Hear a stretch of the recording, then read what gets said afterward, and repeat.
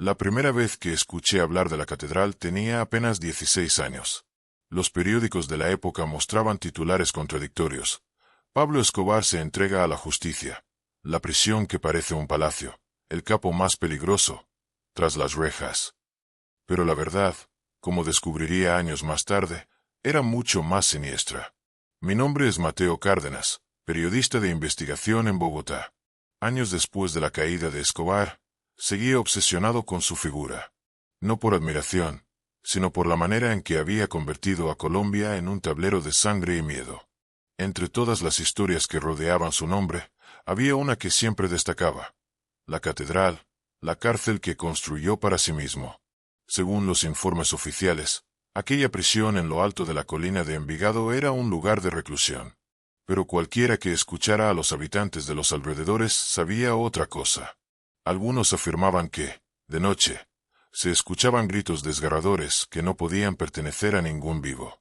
Otros aseguraban haber visto luces encendiéndose y apagándose en las ruinas, a pesar de que estaba abandonada desde hacía años. Fui hasta allí en un día gris de junio. El camino serpenteaba por la montaña, con la neblina cubriendo el asfalto como si quisiera ocultar lo que me esperaba en la cima. Un anciano en el pueblo más cercano me advirtió antes de partir. Muchacho, no subas después del atardecer. Los que se quedaron allí no tienen paz. Sonreí con cortesía, pero un escalofrío recorrió mi espalda. Cuando llegué, el silencio me golpeó. El complejo estaba en ruinas, muros agrietados, torres vigilantes caídas y grafitis cubriendo lo que antes fueron muros de lujo. Entré con mi linterna y grabadora, decidido a registrar todo lo que encontrara. Lo primero que vi fue lo más chocante. Los restos de un mural con la figura de la Virgen María, pintada justo encima de un viejo altar improvisado. Un altar en una cárcel.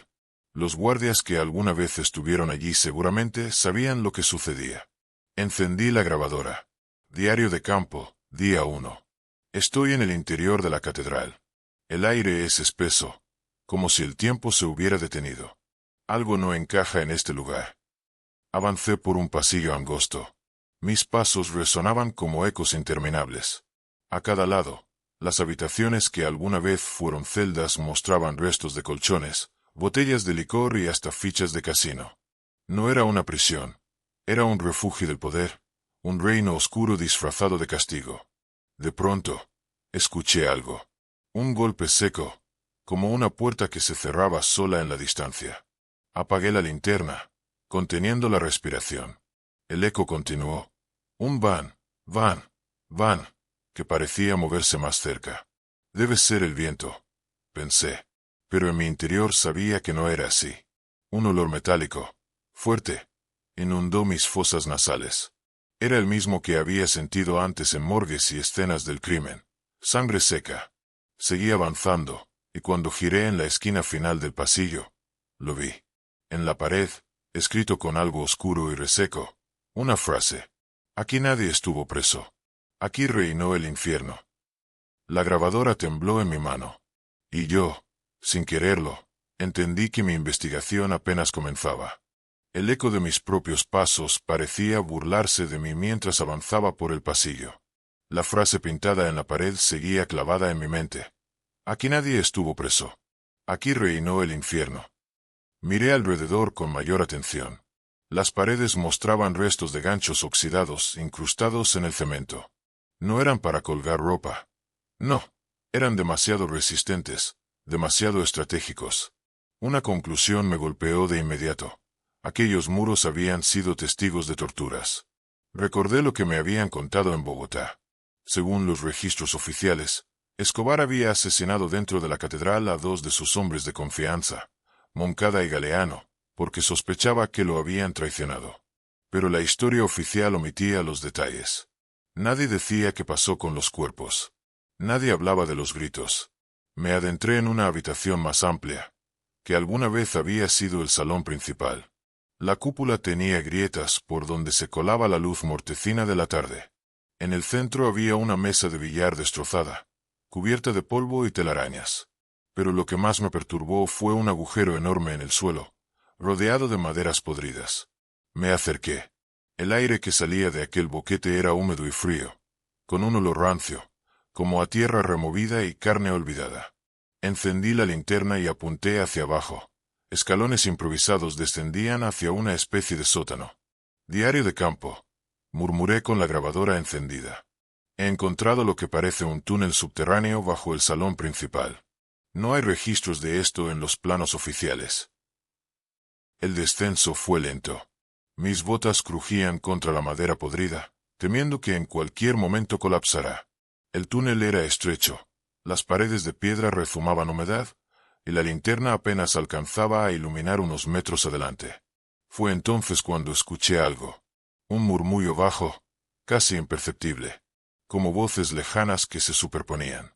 Me detuve, agudizando el oído. Al principio creí que era el viento filtrándose entre las grietas. Pero las voces se hicieron más claras, más humanas. No debiste bajar. Aquí seguimos. Tragué saliva. No podía ser real. Avancé unos pasos más hasta que la linterna iluminó lo que había al final del túnel. Un espacio circular, con paredes ennegrecidas por el fuego. En el suelo, marcas extrañas, como símbolos tallados a cuchillo. Y en el centro, una montaña de escombros y tierra. Me acerqué, inclinándome con la linterna. Entre la tierra reseca, algo brilló.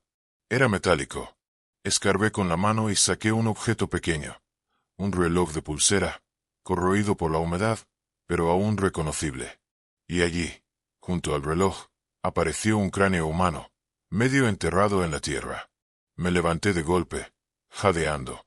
La grabadora cayó de mis manos y grabó el sonido hueco de mi respiración acelerada. Entonces escuché otro ruido. Un golpe suave, como de pasos en el túnel detrás de mí. Giré la linterna, pero no había nadie. Solo el vacío oscuro. Y sin embargo, juraría que algo me observaba desde allí. Respiraba con dificultad. El aire en aquel sótano era tan denso que cada inspiración se sentía como tragar cenizas invisibles. El cráneo frente a mí parecía observarme con su sonrisa macabra, como si disfrutara de mi terror. Recogí la grabadora del suelo y la acerqué a mi boca, intentando que mi voz no temblara. He encontrado restos humanos en el subsuelo de la catedral. Esto confirma las sospechas. Aquí no solo se mataba, aquí se enterraba el pasado. Me levanté con rapidez, decidido a salir de aquel túnel. Pero antes de dar el primer paso escuché algo que me paralizó. Un silbido. Agudo, breve, familiar. Lo había escuchado antes en viejas grabaciones de la policía. Era el silbido que usaban los sicarios de Escobar para comunicarse entre ellos. Ese silbido no debía existir allí. Décadas después de la caída del capo. ¿Quién anda ahí? Pregunté en voz alta, la linterna temblando en mi mano. El silencio respondió. Solo silencio. Subí de nuevo hacia el salón principal, mis pasos retumbando en la madera húmeda de la escalera. Pero cuando alcancé la superficie, el ambiente ya no era el mismo. El cielo afuera se había ennegrecido antes de lo previsto, como si la montaña hubiera tragado el sol. De pronto, una figura cruzó por el pasillo frente a mí. Rápida, difusa. Un hombre alto, con una chaqueta oscura, que desapareció en la esquina. Lo perseguí sin pensar, corriendo por los corredores derruidos. Al girar la esquina, no había nadie. Solo una celda vacía. Encendí la grabadora otra vez. He visto una figura moviéndose en el interior. No hay posibilidad de que alguien más esté aquí. Oficialmente, este lugar está abandonado. Oh, no lo está tanto como dicen. Al volver la vista, mis ojos se clavaron en las paredes de aquella celda. Estaban cubiertas de inscripciones hechas a mano. Decenas, cientos de frases repetidas una y otra vez. Perdónanos, patrón. No queremos seguir aquí. Sácanos de este infierno. Sentí la piel erizarse. Aquellas no eran simples pintadas. Eran súplicas desesperadas, grabadas con uñas o con cuchillos por hombres que sabían que no saldrían vivos de allí. Entonces, de repente, las luces de mi linterna titilaron y se apagaron. La oscuridad me envolvió. Y en medio de ella, lo escuché con claridad. Respiraciones pesadas. Varias. Como si hubiera al menos 3 o 4 hombres en esa celda conmigo. Una voz grave murmuró cerca de mi oído derecho. ¿Viniste a reemplazarnos? Me giré en la oscuridad, encendiendo la linterna con desesperación. El haz de luz iluminó brevemente sombras humanas que se deshicieron como humo, dejándome solo de nuevo. Pero en el suelo, donde antes no había nada, ahora había una mancha fresca, líquida, roja, y olía exactamente igual que la sangre. El olor metálico impregnaba el aire. Mi linterna temblaba en mi mano mientras alumbraba aquella mancha roja imposible. Sabía que estaba solo, y sin embargo cada célula de mi cuerpo gritaba lo contrario. Respiré hondo y encendí la grabadora de nuevo. Esto no puede explicarse con lógica. No hay nadie aquí, pero escucho voces, veo sombras, y ahora encuentro sangre fresca en un lugar abandonado hace décadas. Necesito entender qué pasó realmente en la catedral. Me obligué a salir de la celda y regresar al pasillo principal. El eco de mis pasos resonaba como si alguien me siguiera, imitando cada movimiento. El viento soplaba desde las ventanas rotas, produciendo un silbido que recordaba al sonido de un cuchillo rasgando metal. De pronto, mi linterna iluminó algo que no había visto antes. Una puerta de hierro, semioculta tras escombros. Con esfuerzo, retiré piedras y maderas hasta abrir un hueco lo suficientemente grande para colarme. Lo que encontré al otro lado me heló la sangre. Era una capilla clandestina. Las paredes estaban ennegrecidas por el humo de velas, y un altar improvisado ocupaba el centro. Sobre él, una cruz invertida, corroída por el tiempo, y alrededor, botellas vacías de aguardiente, colillas de cigarro y restos de pólvora. Pero lo más perturbador era lo que había en el suelo. Círculos trazados con ceniza, formando símbolos que no reconocí, pero que recordaban a rituales de invocación. Encendí la grabadora. He hallado lo que parece un espacio usado para rituales. Esto confirma lo que algunos esguardias insinuaron. Escobar y sus hombres no solo bebían y jugaban aquí, también realizaron pactos. Mientras hablaba, un viento gélido recorrió la sala, apagando las pocas velas que quedaban en pie. Y entonces escuché pasos firmes entrando detrás de mí. Me giré de inmediato. La linterna iluminó la figura de un hombre bajo, robusto, con bigote y mirada dura. Llevaba un uniforme de guardia de prisión, aunque la catedral llevaba cerrada más de 20 años. Quise hablar, pero él me levantó la mano en señal de silencio. Y en un murmullo áspero, pronunció: «Aquí se hizo un trato, y todavía lo estamos pagando». Avancé hacia él, pero en un parpadeo desapareció, como si nunca hubiera estado allí. Un temblor recorrió el suelo, haciéndome caer de rodillas. La cruz invertida vibraba contra el altar, como si una fuerza invisible la golpeara.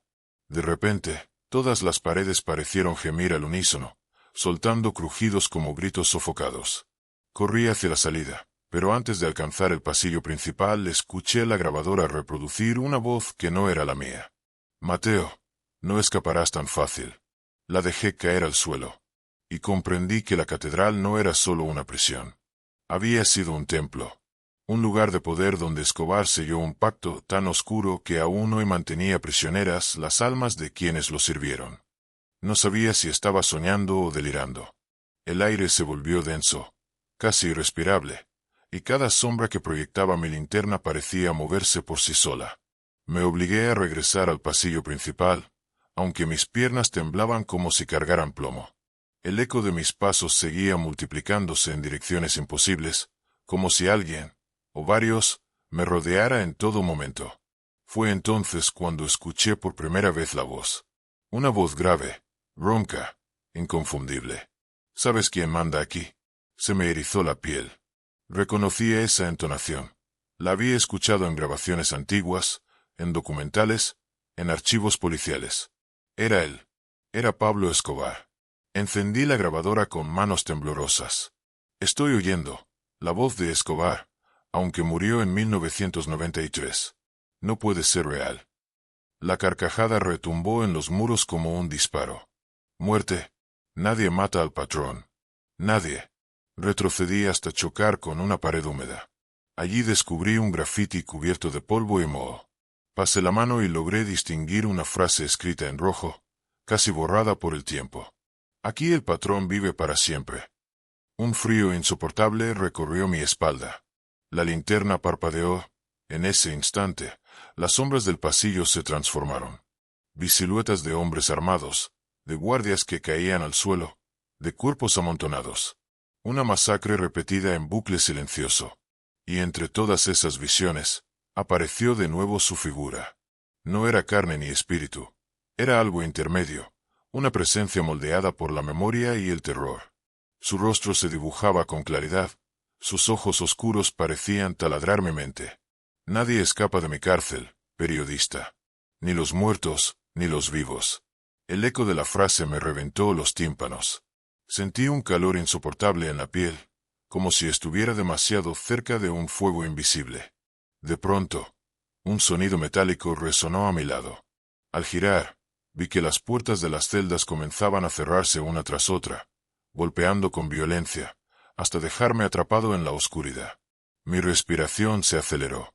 Busqué desesperado una salida, pero cuanto más avanzaba, más parecía torcerse el pasillo, convirtiéndose en un laberinto imposible.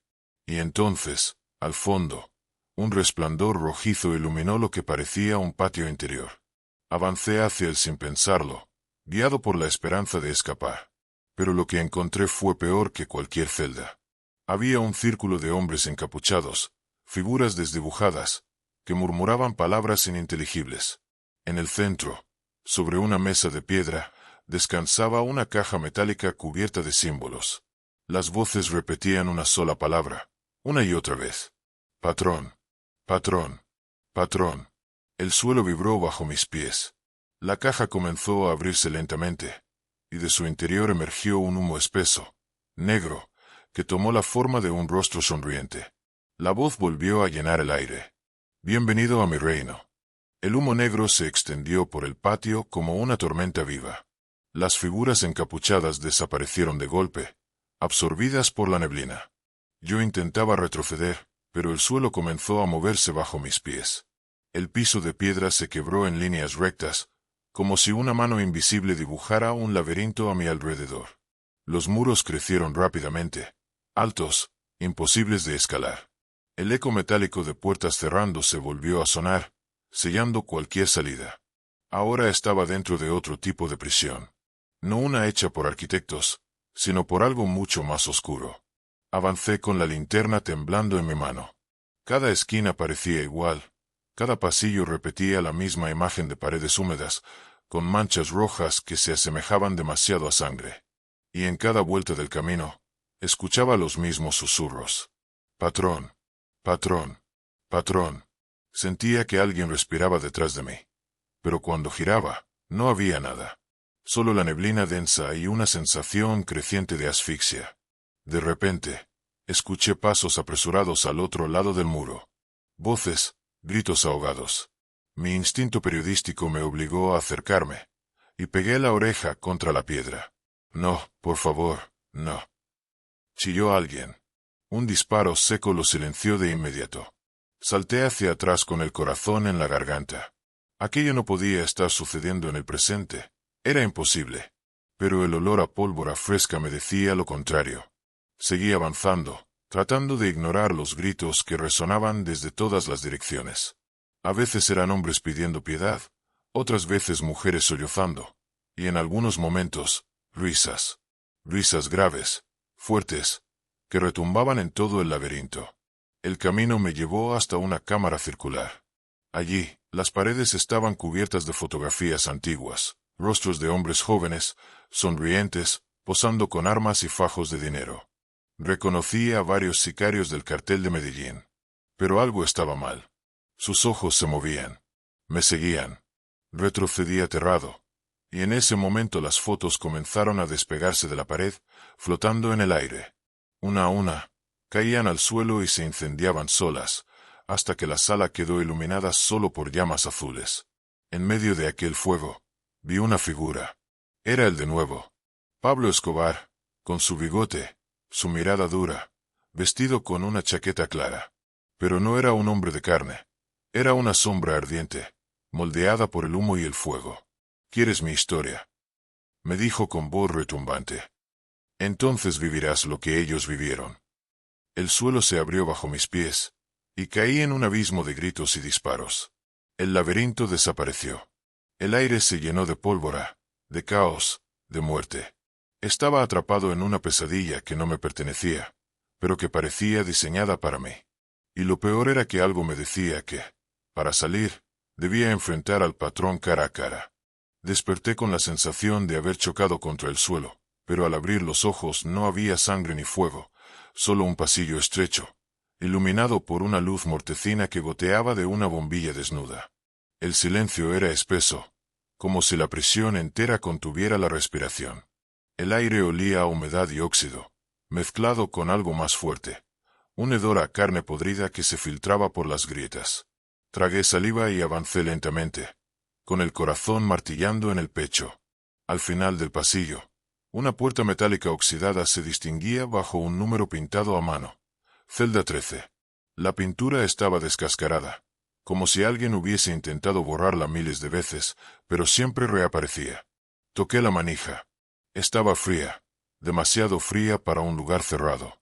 La empujé y la puerta se abrió con un chirrido insoportable. Dentro, la celda era pequeña. Apenas cabía una cama de hierro torcida, una mesa coja y un crucifijo colgado al revés en la pared. Pero lo que me heló la sangre fue el suelo. Estaba cubierto de huellas, como si decenas de personas hubieran estado allí atrapadas, todas rascando desesperadamente para salir. En la esquina, encontré un cuaderno empapado en humedad. Las páginas estaban manchadas y rotas, pero todavía se podían leer frases escritas con letra temblorosa. El patrón no duerme. Nos observa desde la oscuridad. Si escuchas los pasos, ya es tarde. Mientras leía, un golpe seco resonó detrás de mí. Me giré de inmediato. La puerta de la celda se había cerrado sola. ¿Quién eres para entrar en mi cuarto? La voz me atravesó como un cuchillo. Era profunda, rugosa, cargada de furia. El crucifijo cayó al suelo, la cama tembló, y la luz se apagó. La oscuridad fue total. Solo quedaba un resplandor rojizo en el aire, como si las paredes mismas sangraran. En ese resplandor, distinguí una silueta que se acercaba lentamente desde la esquina, baja, robusta, con un rostro que conocía demasiado bien. Era Escobar, pero su piel estaba desgarrada, su mirada vacía, y de su boca brotaba un humo espeso que olía a gasolina. Traté de retroceder, pero las paredes de la celda comenzaron a cerrarse, aplastando el espacio, reduciéndome a un rincón. Sentí como su aliento ardiente me quemaba la cara. Ahora entiendes, susurró. La catedral nunca fue una prisión. Fue mi santuario. Y ahora, también será tu tumba. Un rugido ensordecedor llenó la celda, y la sombra del patrón extendió sus brazos hacia mí, como si quisiera arrastrarme al fondo de la oscuridad. El rugido se apagó de golpe, como si alguien hubiera cerrado una puerta invisible. De pronto, el aire se volvió pesado, y sentí que me hundía en el suelo de la celda. Las paredes parecían palpitar, latiendo como un corazón enfermo. Escobar seguía frente a mí, más corpulento que nunca, con esa mezcla de sombra y carne que lo hacía parecer un dios profano. Sus ojos brillaban como carbones encendidos, y en su pecho se abrían cicatrices que parecían nunca cicatrizar. «¿Lo sientes?», dijo, avanzando hacia mí. «Este lugar no pertenece al mundo de los vivos. Yo lo construí, pero no con ladrillos, sino con las almas de los que me temían». Me temblaban las piernas, pero logré balbucear. «¿Qué quieres de mí?». Escobar sonrió. No era una sonrisa humana, sino un rictus animal que dejaba ver dientes ennegrecidos. «Quiero que lleves mi nombre más allá. Que recuerdes lo que viste aquí y lo compartas. Mientras la gente siga hablando de mí, mientras el miedo continúa, yo no desapareceré». Las paredes comenzaron a desmoronarse, y detrás de ellas no había pasillos ni patios, sino un abismo infinito lleno de gritos, como si cada víctima de su imperio estuviera atrapada allí. La figura del patrón extendió su mano hacia mí. «Haz el pacto, o caerás con ellos». Sentí que la oscuridad me arrastraba. No tenía salida. Cerré los ojos y, sin pensarlo, grité: «Lo contaré. Lo juro». En ese instante, todo explotó en un resplandor blanco. Cuando abrí los ojos, estaba de nuevo en la entrada de lo que quedaba de la catedral. Las montañas estaban silenciosas, como si nada hubiera pasado. El edificio seguía en ruinas, Pero la celda 13 ya no existía. Solo quedaba un hueco ennegrecido en el suelo, como si alguien la hubiera arrancado de la realidad. En mi mano aún tenía el cuaderno húmedo, con una nueva frase escrita que antes no estaba. El periodista aceptó. El patrón sigue vivo. Miré a mi alrededor, y por un segundo juraría haber visto su silueta apoyada en la verja, fumando tranquilo, como si nunca hubiera muerto. El eco de su risa se perdió entre las montañas, y supe que había cumplido el pacto.